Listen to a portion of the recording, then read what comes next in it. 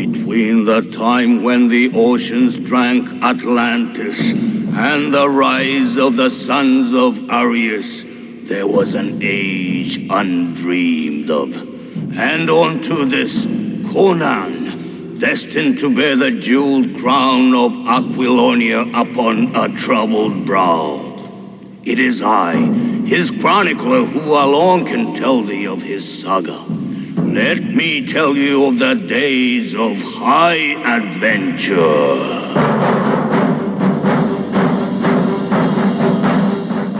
Hi, welcome to Around the World in 80s Movies. My name is Vince Leo. I'm the author of the film review website, Quipster.net. I've been doing film reviews since 1996, and you can read them all. I cover all eras of film at my website, Quipster.net, QWIPSTER.net. I also review new films out in theaters on another podcast that I do called the Quipster Film Review Podcast, and you can find the link to that at that website, Quipster.net. Today I'm going to be getting into the first of a three-part series looking at films of the 1980s that are based on characters created by Robert E. Howard, a writer from the 1930s who is well known for the main character in the film that I'm going to be reviewing today. It's 1982's Conan the Barbarian.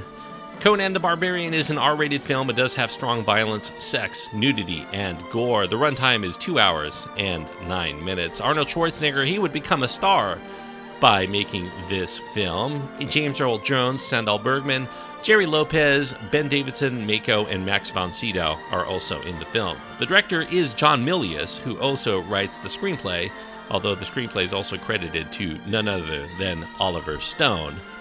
Now, Conan is Robert E. Howard's literary creation. The character originally appeared in a pulp magazine called Weird Tales, published in the 1930s, and he really does come to life here in this 1982 film. It did come out right at the right time to ride kind of a sword and sorcery wave. There was a wildly popular role-playing game that was sweeping the teenage nation at the time called Dungeons & Dragons, and it really was a timely heroic fantasy release. The setting for Conan the Barbarian is the Hyborian Age. It's a fictional period that was created by Robert E. Howard. It's kind of around 10,000 BC, a time of magic and madmen and mercenaries and barbarians who have to kill before they end up getting killed. And the film here, starting off with Conan as a young boy in Cimmeria. He's orphaned at the hands of this evil snake cult leader and this black magic sorcerer named Thulsa Doom, played by James Earl Jones. Conan ends up getting taken into slavery where he's worked very hard, but he builds a lot of big muscles, and as he grows up into a man, he ends up fighting in the arena for sport. He's a gladiator, and he becomes very good at what he does, and soon he ends up escaping, and he uses his newfound freedom to seek revenge on this man responsible for the murder of his parents, with some help from new friends that he ends up meeting along the way. A lot more to the story than that, but it is a very simple premise nonetheless. The origin of Conan the Barbarian as a film, it started back in 1975, and that's where we find a director and producer named George Butler, who was screening footage to some of his friends of this bodybuilding documentary he was making called Pumping Iron. One of the people in attendance was a toy company heir turned film producer named Edward R. Pressman, and he was there with his friend, a comic store owner in New York City called Ed Summer. Pressman grew very enamored as he was watching this footage of this highly intelligent and very charismatic bodybuilder champion named Arnold Schwarzenegger. This guy had star potential if he could find the right vehicle for him. And as they were discussing this, Ed Summer suggested Conan, and he brought Pressman to his comic book store to show him issues of the Marvel Comics Conan the Barbarian series, as well as some of Frank Frazetta's stunning artwork for the covers of Howard's book reprints from the 1960s. Pressman was really taken by the Frazetta work, and he felt that these paintings evoked action and excitement and a cinematic appeal. They were like movies captured in single images.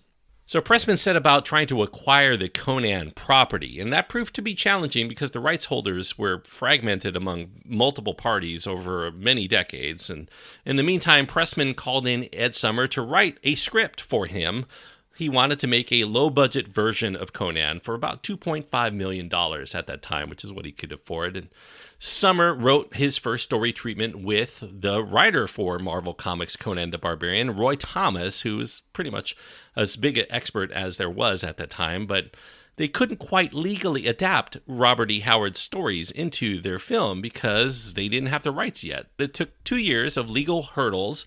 Pressman finally sorted those legal rights out, and the rights to Howard's works, all of them, were only $7,500. But it did cost him over $100,000 in legal fees over the years as well. Now, according to Arnold Schwarzenegger, he was approached to play Conan by Pressman while he was dining at a restaurant on Sunset Boulevard. Schwarzenegger received offers regularly from a lot of fast-talking Hollywood types.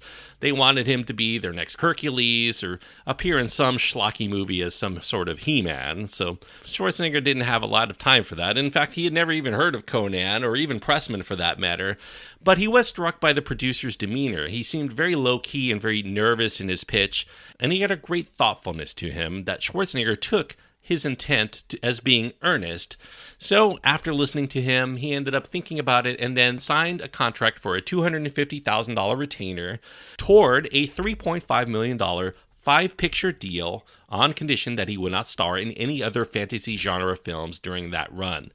Now, Schwarzenegger started training for this role. He thought this actually could make him a star, and he worked on reducing his thick Austrian accent. He started taking speech lessons, and he took training courses on what he might do in this film: horseback riding, rope climbing, sword fighting. He ended up also trimming down his physique because he thought his body should be more athletic as well as strong, but his muscles were unnatural looking because he had been pumping iron all day to compete in bodybuilding competitions. So, with Conan now cast and with the story rights in hand, Edward Pressman was told by Paramount that they would fund his film if he could find a writer with a little bit more clout than Ed Sommer, the comic book store owner. So, Pressman met with Oliver Stone through his agent. Oliver Stone was getting some acclaim for his screenplay to Midnight Express, and Pressman ended up reading his latest script by Oliver Stone. It was called The Platoon, which later became, of course, Platoon. He was very impressed with that screenplay, even though it was still kind of in a raw form. Pressman hired Stone to write a draft for Conan and to see what he could come up with. The sky was the limit, he told him. Stone ended up gravitating toward 2 of Robert E. Howard's stories, one called A Witch Shall Be Born, which inspired the famous scene in Conan the Barbarian of Conan's crucifixion and this battle with a vulture, and The Scarlet Citadel, which contained a giant snake, famously. The secondary characters were mainly an amalgamation of these names and traits that were found in characters in Howard's not only Conan series, but also King Cole and the Bran McMorn series. Pressman had acquired the rights to all of Robert E. Howard's characters in his deal. Now, Stone's scope was massive, and it featured elaborate battles. It had mechanized chariots fighting against hordes of mutant enemies and all kinds of crazy things. And Stone even did something kind of weird. He placed the setting not in the past, but as a post-apocalyptic future, kind of beyond Mad Max, just a crazy time. And he envisioned this to be a big series full of a lot of sequels. Like James Bond, they would come back every couple of years with a new cinematic adventure for Conan. Now, Pressman loved the script, but the execs at Paramount, after reading it, thought this really was not the right fit for them, so they ended up pulling out of the deal. So after shopping it to various other studios, none of them seemed willing to put up the money, especially with this untested screenwriter, Oliver Stone, suggested as a co-director. Jaws 2's second unit director, Joe Alves, was put in the deal as part of a package to try to get the studios to sign on board. Now, the bean counters of these studios estimated that the cost of production to produce a big screen version of Stone's script as it was going to run over 4 hours long, and the budget would exceed $40 million. Which was way too much money for a character that didn't have big screen clout yet, made by people who also didn't have much big screen clout. So Pressman ended up seeking out directors he could attach to this project that had more of a name. He started out with John Milius, and Alan Parker was also considered. Parker had directed Stone's Midnight Express famously, Ridley Scott and Ralph Bakshi were also considerations. Now, John Milius, he was the first choice, but he was busy shooting Big Wednesday at the time, so they would have to wait for him to be finished with that if he wanted to give it a look. Ridley Scott read it, but he ended up passing on the project because he thought the choice of Arnold Schwarzenegger was wrong. He wanted a more established and more credible main actor, which they weren't willing to do. Ralph Bakshi, he met with them, but he ended up, during the conversation, insulting Schwarzenegger, claiming he was just too big for the role, so he was out, if you believe Bakshi's story anyway. Now, Schwarzenegger ended up reaching out to the biggest director that he had worked with up to that time, Hal Needham. Hal Needham directed Schwarzenegger in a film called The Villain before, which wasn't very successful, but he was known, and Needham read the script, but he thought after reading it, it just was going to be a big mistake for both of them because he absolutely could not understand a word of what was going on in the screenplay. So Pressman, despite it all, he remained optimistic that something could be worked out, and soon he caught his first big break toward that end when he and Oliver Stone ended up meeting with producer Dino De Laurentiis. Now, De Laurentiis liked the script. He bought it, and he brought it to Ned Tannen at Universal thinking, hey, what about this one? And Tannen liked it too, but he thought it was just too violent, and it was going to be too expensive the way that it was. It needed to be rewritten. They needed to tone down that violence and to get all of these ideas within a modest budget. Now, John Milius would enter the picture once again. He was under contract with De Laurentiis on his next film called Half of the Sky. Now, Milius at that time, he knew nothing about Conan or Robert E. Howard. He didn't understand any of that stuff, but the conceptual designer on Half of the Sky was a man named Ron Cobb. He was hired at that time by Pressman to do pre-production artwork based on Oliver Stone's script while Milius was away doing something in Europe. Now, when Milius returned, Ron Cobb encouraged him to give this Conan script a look, and Milius ended up reading it, and then he proclaimed after he was done that no one but him could make this picture. Milius ended up meeting with Oliver Stone about the script. He was sold on this concept because he found it both inspirational and utterly insane. He had to do Conan. He was born to do it, so he felt. He ended up approaching De Laurentiis about this project he had just bought. He asked about switching his directorial assignment, his contract, to Conan instead. Now, feeling like this was going to be a much more commercial venture for him, De Laurentiis sold off the project of Half of the Sky to Warner Brothers, and he was going to push forward with producing Conan the Barbarian on the condition that John Milius revised this script to his liking and bring down the cost of production by half. Now, the purchase of the script actually took over a year to work out this deal with De Laurentiis. When it was all said and done, the Italian film mogul would call the shots financially and production-wise for the first film only. Other than the script and the star and the director, Pressman had final say on those.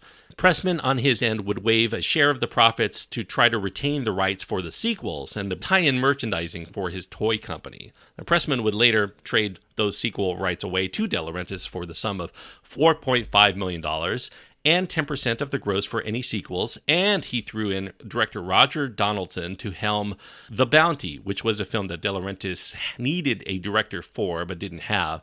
The toy rights that Pressman had ended up getting sold off to Mattel, who planned similar figures to their Masters of the Universe toy line that were selling quite well for them, and that kind of brought things full circle. Pressman ended up producing the 1987 Masters of the Universe film a few years down the road.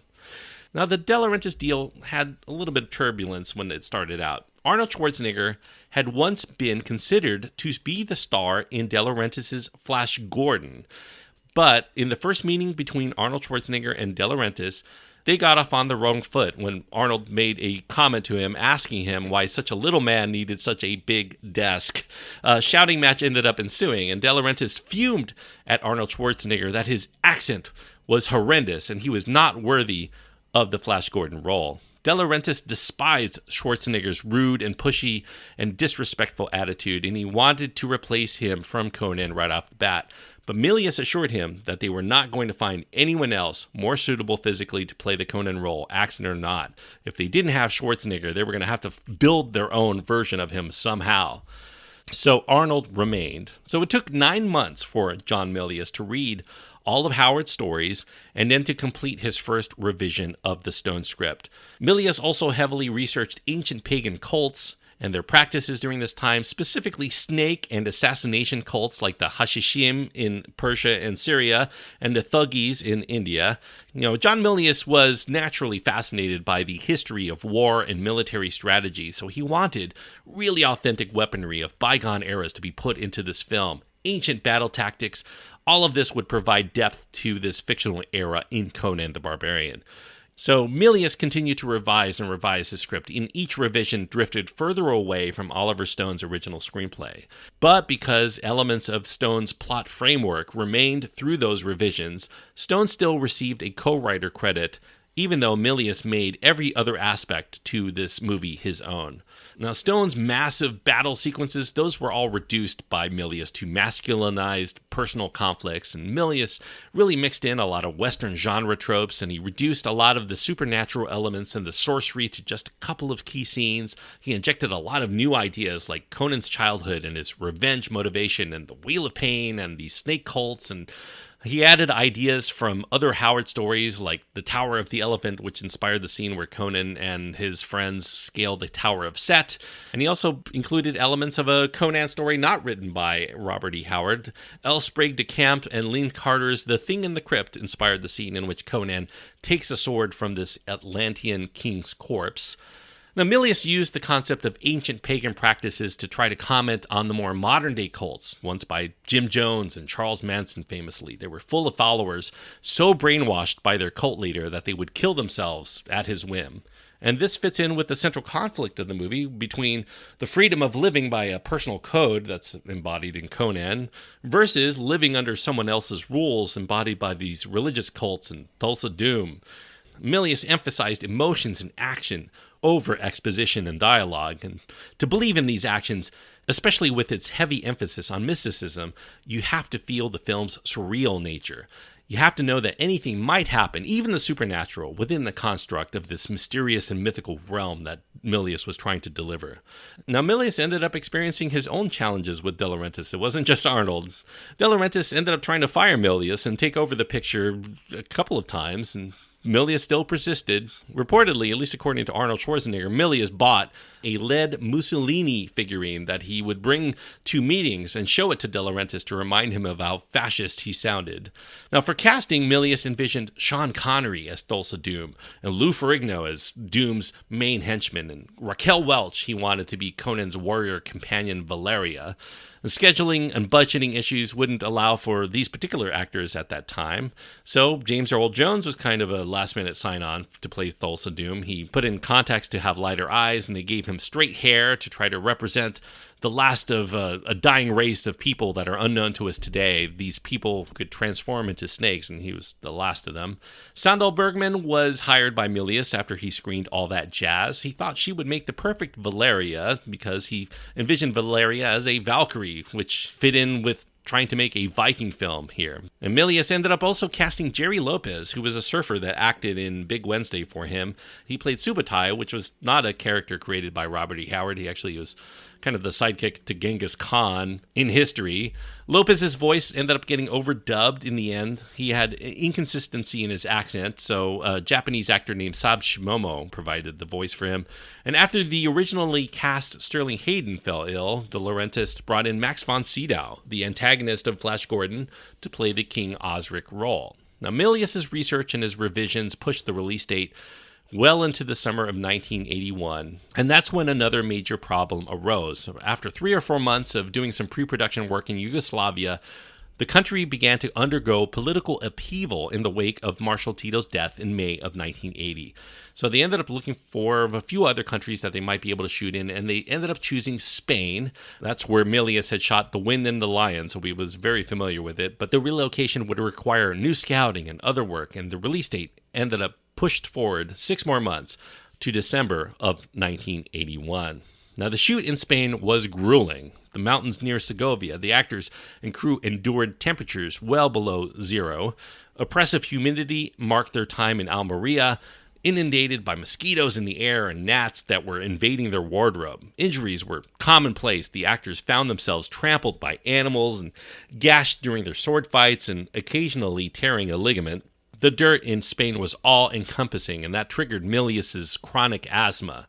Milius would treat any griping that he heard with encouragement to stay all in on the project, stating, "The pain is momentary, but this movie is forever." Milius wanted audiences transported to another time and another place that meticulously resembled ancient days. Ron Cobb, he was working here for the first time as a production designer on a film. He researched ancient civilizations from Mayan to Aztec to Celtic to Viking to Samurai to Mongolian, mixing and matching whatever he thought was going to be cool to put in this film. $3 million of the budget went to constructing the mammoth sets alone, with meticulous fantasy period detail. The wardrobe, the weaponry, the idols that they worshipped, they were all inspired by actual sources in history. Nearly 50 lavish sets were constructed in striking detail, and about 3,000 handmade costumes for the cast, as well as the film's 5,000 extras and the stunt personnel. I mean, this was a huge endeavor. Now, Milius wanted his cast to perform their own stunts whenever possible, especially Schwarzenegger, because there were just no stuntmen available who had his amazing physique that would be believable to audiences. So the main players ended up learning to do their own stunts. They trained in this olden form of martial arts from Japan called kendo, which is kind of fighting with bamboo swords, and they learned bushido, which is this samurai code of life, which Milius also himself learned growing up as a Japanophile. Milius applied his love of Japanese culture to Conan wherever he could. He adopted samurai teachings on war and weaponry and this living by a code of honor and the samurai way, really. Milius lifted styles from Japanese directors. He gave Conan this distinct but very elegant flow among this sea of stiff and hokey entries in brutish sword and sorcery genre. Film influences ranged from Akira Kurosawa's Seven Samurai to Kobayashi's Kwaidan, which were among his favorite films, and he made his cast and his crew screen them multiple times when they were preparing for their roles. Now, although it was physically exhausting, Schwarzenegger did enjoy acting for Milius because he found him very thoughtful, he had a lot of energy and really good attitude, and Milius spent a lot of his time with his main actor. He took him to dinner, they went out skeet shooting together, they built models together, airplanes and tanks and whatnot, and Milius was using that time to learn what makes Schwarzenegger tick, and really, most importantly, whatever he would psychologically react to, because he had a novice actor here to contend with. So Milius was memorizing all of the triggers to get his inexperienced star actor to elicit the facial expressions that he wanted for specific scenes. Despite Conan's rough and tumble image, Schwarzenegger did see him as a sensitive hero. He was a lover of women and of living a simple life. And although a ladies' man himself, Schwarzenegger said that the lovemaking scenes in this film were by far the hardest for him to do, especially with Valeria. Schwarzenegger saw Sandahl Bergman more as a sister than a lover. In fact, she called him Hansel and he called her Gretel while they were on the shoot. Adding to this, Bergman's stunt coordinator boyfriend was off camera watching every moment of their lovemaking scene, and dozens of Spanish men were peeking through the wall while they were shooting this, and they were either gazing at Sandahl Bergman or maybe even Schwarzenegger himself. Now, Schwarzenegger expected to do the voiceover narration that is at the beginning and end of this film. Given that it is his story, it would make sense, but De Laurentiis could not stand his voice, so he ended up vetoing it. Universal also had qualms about the thickness of Schwarzenegger's Austrian accent being understood by American and English-speaking audiences, so Milius ended up hearing all of these complaints, but he compromised with them. He used a different narrator. Mako would provide the narration, but he would not overdub Schwarzenegger's voice through the body of the film unless test screenings did not go well because of it. So test audiences that he showed the film to, they loved the film, and they loved Schwarzenegger as the star, so his voice remained. And the buzz of these test screenings that went so well inspired Milius to imagine it as the first of a trilogy about Conan and his sword. He was going to make a couple of more after this. One of the highlights of this film is a terrific score by John Milius' USC Film School classmate Basil Polidorus.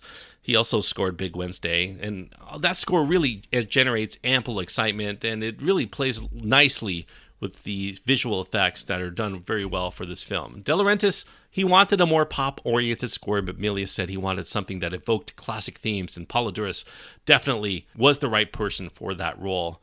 John Milius' Conan, it's a blood and guts adventure all of the way. There's a lot of viscera flying across the screen with every scuffle.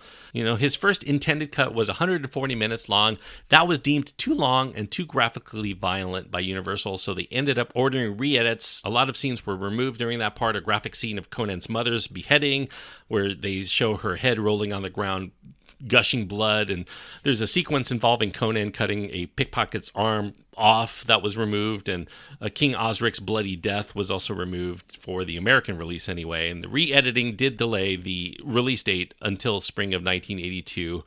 And that's where it actually did very well. Conan the Barbarian topped the box office for its first 2 weeks of release. It garnered nearly $40 million in the United States and somewhere between $40 and $80 million overseas, depending on what source you believe. The R rating did leave out some of that younger audience that was into Dungeons and Dragons and the Marvel comic, but the director, John Milius, he was really content to try to make a film every bit as adult-oriented as Excalibur. And I guess to that end, he did fail to tap into the commercial appeal of Conan because it's kind of a juvenile adventure all of the way, and many viewers' only exposure to the mythic hero was in the Marvel comic itself, who would probably have enjoyed this if they could see it, but it did do very well subsequently in home video releases. It made a lot of money in rentals and sales down the road. Now, some fans of Robert E. Howard's Conan properties were not pleased with John Milius' film. They felt the book series represented Conan as more intelligent, he was more conversational, he was stronger, and despite the casting of this perfect physical embodiment in Schwarzenegger, the producers don't really tap into Arnie's natural intelligence and his articulate nature because they feared audiences were not going to understand his accent, and he did have a lack of experience as an actor that might produce unintentional laughs if he had too much dialogue that he stumbled through, so they were a little bit more gun-shy or maybe sword-shy about Schwarzenegger as the star here. The sword and sorcery films, they usually have an inherent silliness anyway. Conan the Barbarian is really no different, but that doesn't make this a bad film at all. There's really a greatness to Conan the Barbarian amid all of the hammy acting and maybe the pomposity of the situations. And first and foremost, it is Arnold Schwarzenegger is at his finest here. He's captivating. He's taciturn, but he has an undeniable screen presence, and he breathes life and humanity into what might otherwise be a very one-dimensional brute. There are only a handful of these sword and sorcery films that are worth watching. Many of them are really, really bad, but Conan the Barbarian, I would say, is among the rare exceptions that are actually good. And I think the main reason for that is the passion of its director, John Milius, for crafting this epic tale with a lot of reverence for the tradition of these olden epics of ancient times. If you love muscle men, if you love mages battling out for guts and glory, if you just love Arnold, this is really about as good as it gets in that department. So that's why I'm giving Conan the Barbarian 3.5 stars out of 4. 3.5 stars on my scale means I do think that this is a good film. And I definitely do recommend it. If you're a lover of films of the 1980s, and I can't imagine you wouldn't be listening to this podcast if you weren't, I definitely recommend you going out of your way to see Conan the Barbarian. It's a violent film, but if you don't mind that, it definitely has a lot of interesting things to offer that would keep you captivated throughout. Even though there are some critics that don't consider it a good movie, I actually don't agree with that. I think it's actually quite good, enough to get 3.5 stars out of 4. Now, as far as what I'm going to be covering next week, of course, I'm going to be covering the next film in the Conan the Barbarian series called Conan the Destroyer, and it came out in 1984, and that will be my review for next episode. So check out Conan the Destroyer for next week if you want to keep up with the reviews. Thanks everyone for listening. I hope that you enjoyed this look at Conan the Barbarian. If you have your own thoughts on Conan that you want to impart, you can reach out to me. You can find my contact information at my website. You can find links to my Twitter feed, Facebook page, Instagram, my email. All of those ways are adequate to get in touch with me. And also check out my other reviews and my other podcast while you're there. Quipster.net is where to go. Until next time, thank you so much for joining me on this trip around the world in 80s movies.